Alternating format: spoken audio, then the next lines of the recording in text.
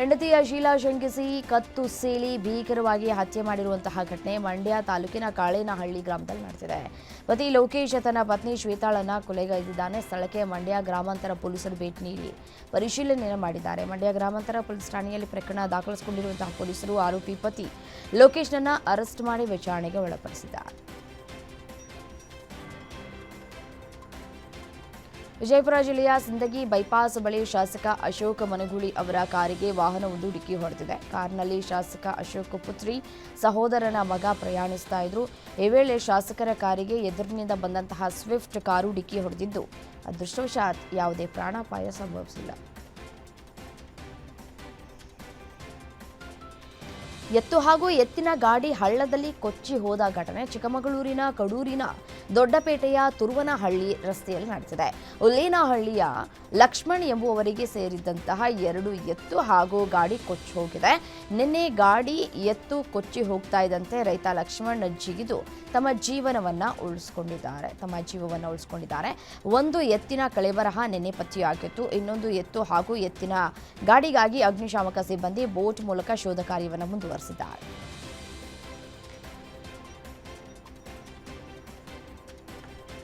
ಮತ್ತೊಂದು ಕಡೆ ಅನ್ನದಾತರ ಪಾಲಿಗೆ ದೀಪಾವಳಿ ಕತ್ತಲಾಗಿದೆ. ರಾಜ್ಯ ದೀಪಾವಳಿ ಸಂಭ್ರಮದಲ್ಲಿದ್ದರೆ ಇತ್ತ ನೆರೆ ಹಾನಿಯಿಂದ ಯಾದಗಿರಿ ಜಿಲ್ಲೆಯ ಅನ್ನದಾತರು ಸಂಕಷ್ಟಕ್ಕೀಡಾಗಿದ್ದಾರೆ. ಭೀಮಾ ನದಿ ತೀರದ ಗ್ರಾಮಸ್ಥರು ಬೆಳೆ ಹಾನಿಯಿಂದ ಭಾರೀ ನಷ್ಟವನ್ನು ಅನುಭವಿಸಿ ಕಣ್ಣೀರನ್ನು ಹಾಕುವಂತಾಗಿದೆ. ಇನ್ನು ಈ ಬಗ್ಗೆ ಸರ್ಕಾರ ಗಮನ ಹರಿಸಿ ಶೀಘ್ರವೇ ಪರಿಹಾರವನ್ನು ನೀಡಬೇಕು ಅಂತ ಹೇಳಿ ಆಗ್ರಹಿಸಿದೆ. ಚಿತ್ರದುರ್ಗ ಜಿಲ್ಲೆಯಲ್ಲಿ ಧಾರಾಕಾರವಾಗಿ ಸುರಿದ ಮಳೆಗೆ ಕೆರೆ ಕಟ್ಟೆ ಜಲಾಶಯಗಳು ಭರ್ತಿಯಾಗಿವೆ. ವಿವಿ ಸಾಗರ ಜಲಾಶಯ ಭರ್ತಿಯಾಗಿದ್ದು ಡ್ಯಾಂನಿಂದ ವೇದಾವತಿ ನದಿಗೆ ನೀರು ಬಿಡುಗಡೆ ಮಾಡಲಾಗಿದೆ.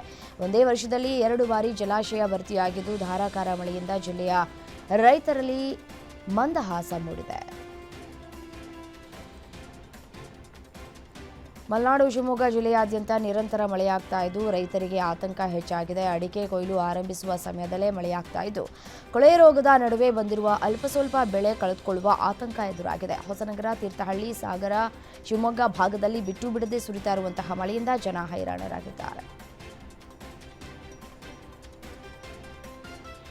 ಮಂಡ್ಯ ಜಿಲ್ಲೆಯಾದ್ಯಂತ ಮೋಡ ಕವಿದ ವಾತಾವರಣವಿದ್ದು ಹಲವು ಕಡೆ ತುಂತುರು ಮಳೆಯಾಗ್ತಾ ಇದೆ. ಅಕಾಲಿಕ ತುಂತುರು ಮಳೆಗೆ ಭತ್ತದ ಬೆಳೆ ನಾಶವಾಗುವ ಆತಂಕ ರೈತರನ್ನ ಕಾಡ್ತಾ ಇದೆ. ಕಳೆದೊಂದು ವಾರದಿಂದ ಕೊಡಗು ಸೇರಿ ಕಾವೇರಿ ಜಲಾನಯನ ಪ್ರದೇಶದಲ್ಲಿ ಸತತ ಮಳೆಯಾಗ್ತಾ ಇದೆ. ಸತತ ಮಳೆಗೆ ಕೆಆರ್ಎಸ್ ಡ್ಯಾಂಗೆ ಒಳಹರಿವು ಹೆಚ್ಚಳವಾಗಿದೆ.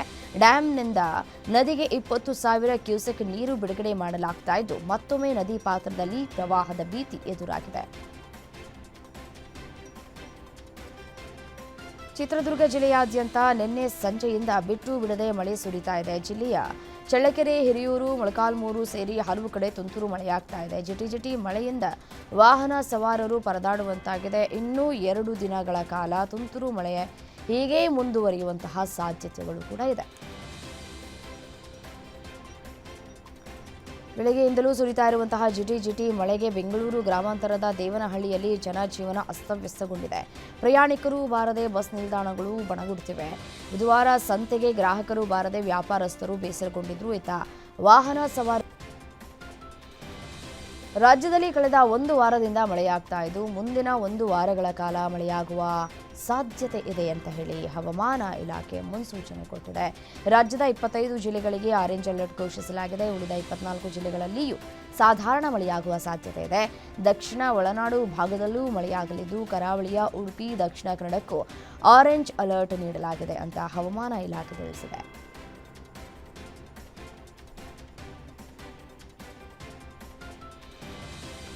ಬಿಹಾರದ ಮೊಹಾನಿಯಾ ವಿಧಾನಸಭಾ ಕ್ಷೇತ್ರದ ಆರ್ಜೆಡಿ ಅಭ್ಯರ್ಥಿ ಶ್ವೇತಾ ಸುಮನ್ ಅವರ ನಾಮಪತ್ರವನ್ನು ತಿರಸ್ಕೃತ ಮಾಡಲಾಗಿದೆ. ಶ್ವೇತಾ ಸುಮನ್ ಉತ್ತರ ಪ್ರದೇಶದ ನಿವಾಸಿ ಹಾಗೂ ನಕಲಿ ಜಾತಿ ಪ್ರಮಾಣ ಪತ್ರ ಸಲ್ಲಿಸಿದ್ದಾರೆ ಎಂಬ ಕಾರಣಕ್ಕಾಗಿ ಅವರ ನಾಮಪತ್ರವನ್ನು ಚುನಾವಣಾ ಆಯೋಗ ರದ್ದುಗೊಳಿಸಿದೆ. ಈ ಮೂಲಕ ಮಹಾಗಠಬಂಧನ್ ಮೈತ್ರಿಕೂಟಕ್ಕೆ ಮತ್ತೊಂದು ಹಿನ್ನಡೆಯಾಗಿದೆ. ಬಿಹಾರ ಚುನಾವಣೆಗೆ ಇನ್ನೂ ಕೆಲವೇ ದಿನಗಳು ಬಾಕಿ ಇದೆ. ಈಗಾಗಲೇ ಎನ್ಡಿಎ ಒಕ್ಕೂಟ ಎಲ್ಲ ಕ್ಷೇತ್ರಗಳಿಗೆ ಅಭ್ಯರ್ಥಿಗಳನ್ನು ಹಂಚಿಕೆ ಮಾಡಿದ್ದು ಪ್ರಚಾರಕ್ಕೆ ತಯಾರಿ ನಡೆಸುತ್ತಿವೆ. ಆದರೆ ಮಹಾಗಠಬಂಧನ್ ಮೈತ್ರಿಕೂಟದಲ್ಲಿ ಸೀಟು ಹಂಚಿಕೆ ಬಿಕ್ಕಟ್ಟು ಇನ್ನೂ ಅಂತಿಮಗೊಂಡಿಲ್ಲ. ಈ ನಡುವೆಯೇ ಎಲ್ಲ ಪಕ್ಷಗಳು ತಮ್ಮ ಅಭ್ಯರ್ಥಿಗಳನ್ನು ಘೋಷಿಸಿದ್ದು ಸಾಕಷ್ಟು ಗೊಂದಲ ಏರ್ಪಟ್ಟಿದೆ. ಮುಂದಿನ 24 ಗಂಟೆಗಳಲ್ಲಿ ನಿಮಗೆ ಎಲ್ಲವೂ ಸ್ಪಷ್ಟವಾಗಿ ತಿಳಿಯುತ್ತದೆ ಅಂತ ತೇಜಸ್ವಿ ಯಾದವ್ ಹೇಳಿದ್ದಾರೆ. ಬಿಹಾರದಲ್ಲಿ ಆರ್ಜೆಡಿ ನೇತೃತ್ವದ ಮಹಾಗಠಬಂಧನ್ ಅಧಿಕಾರಕ್ಕೆ ಬಂದರೆ ರಾಜ್ಯದ ಎಲ್ಲ ಜೀವಿಕಾ ಸಿಎಂ ದೀದಿಗಳಿಗೆ 30,000 ರೂಪಾಯಿ ಮಾಸಿಕ ವೇತನದೊಂದಿಗೆ ಶಾಶ್ವತ ಸರ್ಕಾರಿ ಉದ್ಯೋಗವನ್ನು ನೀಡಲಾಗುವುದು ಅಂತ ಮಾಜಿ ಡಿಸಿಎಂ ವಿರೋಧ ಪಕ್ಷದ ನಾಯಕ ತೇಜಸ್ವಿ ಯಾದವ್ ಘೋಷಿಸಿದ್ದಾರೆ. ಬಿಹಾರ ವಿಧಾನಸಭಾ ಚುನಾವಣೆ ಹಿನ್ನೆಲೆ 2ನೇ ಚುನಾವಣಾ ಭರವಸೆಯನ್ನ ಘೋಷಿಸಿದ್ದಾರೆ. ಕೇರಳ ಪ್ರವಾಸದಲ್ಲಿರುವ ರಾಷ್ಟ್ರಪತಿ ದ್ರೌಪದಿ ಮುರ್ಮು ಅವರು ಶಬರಿಮಲೆಗೆ ಭೇಟಿ ನೀಡಿ ಅಯ್ಯಪ್ಪ ಸ್ವಾಮಿಯ ದರ್ಶನವನ್ನು ಪಡೆದಿದ್ದಾರೆ.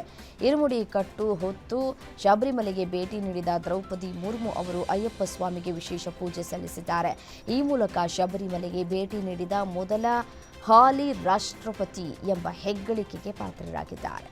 ನೀಡುವ ಸಲುವಾಗಿ ರಾಷ್ಟ್ರಪತಿ ದ್ರೌಪದಿ ಮುರ್ಮು ಭಾರತೀಯ ವಾಯುಸೇನೆಯ MI-17 ಹೆಲಿಕಾಪ್ಟರ್ನಲ್ಲಿ ತಿರುವನಂತಪುರಂನಿಂದ ತೆರಳಿದ್ರು. ಬೆಳಗ್ಗೆ ಪ್ರಮಾಡಂ ಇಂಡೋರ್ ಸ್ಟೇಡಿಯಂನಲ್ಲಿ ಲ್ಯಾಂಡಿಂಗ್ ಆಗುವಾಗ ಹೆಲಿಕಾಪ್ಟರ್ ಚಕ್ರ ನೆಲದಲ್ಲಿ ಹೂತು ಹೋಗಿತ್ತು. ಬಳಿಕ ಪೊಲೀಸ್, ಅಗ್ನಿಶಾಮಕ ಸಿಬ್ಬಂದಿ ಸೇರಿ ಹೆಲಿಕಾಪ್ಟರ್ ತಳ್ಳಿ ಬದಿಗೆ ಸರಿಸಿದ್ದಾರೆ. ಪಂಜಾಬ್ ನ್ಯಾಷನಲ್ ಬ್ಯಾಂಕ್ ಸಾಲ ಹಗರಣದಲ್ಲಿ ಪ್ರಮುಖ ಆರೋಪಿಯಾದ ದೇಶಭ್ರಷ್ಟ ವಜ್ರೋದ್ಯಮಿ ಮೆಹುಲ್ ಚೋಕ್ಸಿಯನ್ನು ಭಾರತಕ್ಕೆ ಹಸ್ತಾಂತರಿಸೋದಕ್ಕೆ ಬೆಲ್ಜಿಯಂ ಕೋರ್ಟ್ ಸಮ್ಮತಿಸಿದೆ. ಭಾರತಕ್ಕೆ ಹಸ್ತಾಂತರಿಸೋದಕ್ಕೆ ಯಾವುದೇ ಕಾನೂನು ಅಡ್ಡಿಯಿಲ್ಲ ಅಂತ ಆಂಟ್ವೆರ್ಪ್ ಕೋರ್ಟ್ ಹೇಳಿದೆ. ಇನ್ನು ಭಾರತಕ್ಕೆ ಹಸ್ತಾಂತರ ಬೆನ್ನಲ್ಲೇ ಮೆಹುಲ್ ಚೋಕ್ಸಿಗಾಗಿ ಮುಂಬೈನ ಆರ್ಥರ್ ರೋಡ್ ಜೈಲು ಸಜ್ಜಾಗಿದೆ. ಭಾರತಕ್ಕೆ ಬಂದ ಮೇಲೆ ಆತನನ್ನ ಬ್ಯಾರಕ್ ನಂಬರ್ 12ರಲ್ಲಿ ಇರಿಸಲಾಗುತ್ತೆ. ಅದರ ಒಳಾಂಗಣ ಫೋಟೋಗಳು ವೈರಲ್ ಆಗಿವೆ. ಇಂಧನ ಸೋರಿಕೆಯಿಂದಾಗಿ ಶ್ರೀನಗರಕ್ಕೆ ಹೊರಟಿದ್ದ ಇಂಡಿಗೋ ವಿಮಾನವನ್ನು ಉತ್ತರ ಪ್ರದೇಶದ ವಾರಣಾಸಿಯಲ್ಲಿರುವ ಲಾಲ್ ಬಹದ್ದೂರ್ ಶಾಸ್ತ್ರಿ ಅಂತಾರಾಷ್ಟ್ರೀಯ ವಿಮಾನ ನಿಲ್ದಾಣದಲ್ಲಿ ತುರ್ತು ಭೂಸ್ಪರ್ಶ ಮಾಡಿರುವುದಾಗಿ ವರದಿಯಾಗಿದೆ. ಕೋಲ್ಕತ್ತಾದಿಂದ ಶ್ರೀನಗರಕ್ಕೆ ಹೊರಟಿದಂತಹ ವಿಮಾನದಲ್ಲಿ ಇಂಧನ ಸೋರಿಕೆಯಾಗ್ತಾ ಇರುವುದು ಕಂಡುಬಂದಿದೆ.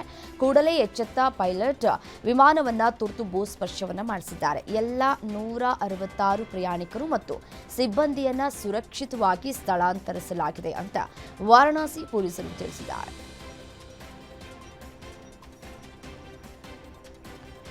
65 ವರ್ಷದ ದಲಿತ ವ್ಯಕ್ತಿಯೊಬ್ಬರನ್ನ ದೇವಸ್ಥಾನದ ಒಳಗೆ ಅವಮಾನಿಸಿ ಹಲ್ಲೆ ನಡೆಸಿದ ಆತಂಕಕಾರಿ ಘಟನೆ ಉತ್ತರ ಪ್ರದೇಶದ ಲಕ್ನೋದ ಬಳಿಯ ಕಾಕೋರಿ ಪಟ್ಟಣದಲ್ಲಿ ನಡೆದಿದೆ. ಶೀತ್ಲಾ ಮಾತಾ ದೇವಸ್ಥಾನದಲ್ಲಿ ವಿಶ್ರಾಂತಿ ಪಡಿತಾ ಇದ್ದಾಗ ಅನಾರೋಗ್ಯದಿಂದಾಗಿ ವೃದ್ಧ ವ್ಯಕ್ತಿ ಸ್ಥಳದಲ್ಲೇ ಮೂತ್ರ ಮಾಡಿಕೊಂಡ್ರು ಎನ್ನಲಾಗಿದೆ. ಇದನ್ನ ನೋಡಿದ ಸ್ಥಳೀಯ ನಿವಾಸಿಯೊಬ್ಬ ಆತನಿಗೆ ಬಲವಂತವಾಗಿ ಮೂತ್ರ ನೆಕ್ಕುವಂತೆ ಮಾಡಿದ್ದಾನೆ. ಇದು ಸಾರ್ವಜನಿಕರ ಆಕ್ರೋಶಕ್ಕೆ ಕಾರಣವಾಗಿದೆ. ಇದೀಗ ಆರೋಪಿಯನ್ನ ಪೊಲೀಸರು ಬಂಧಿಸಿದ್ದಾರೆ.